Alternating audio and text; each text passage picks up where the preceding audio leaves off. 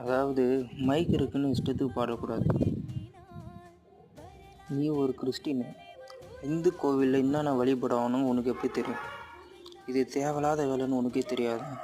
இது மற்ற மதத்தை பற்றி பேசுகிறோமே, இதனால் மத கலவரம் வருமே, இதனால் வெறுப்பு உண்டாகணும் உங்களுக்கு மூலியே இல்லையா? பெரியார் இது தான் சொல்லியிருக்காரா?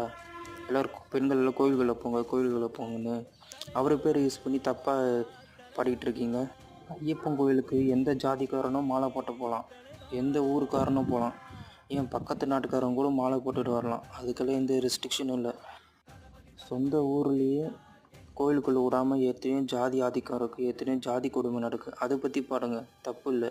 ஏன் உங்கள் மதத்தில் கிறிஸ்டினில் பாஸ்டர்ஸ்னு ஒருத்தன் மூட நம்பிக்கையை பரப்புகிறான். பேய் ஓட்டுறன்ற பேரில் என்னென்னமோ வித்தியை காட்டுறான். அது ஒரு மூட நம்பிக்கை. அது எதிர்த்து பாட்டு பாட வேண்டியது தானே? பிரம்மச்சாரி விரதம் இருக்கிற ஐயப்பருக்காக ஆண்கள் பிரத்யேகமாக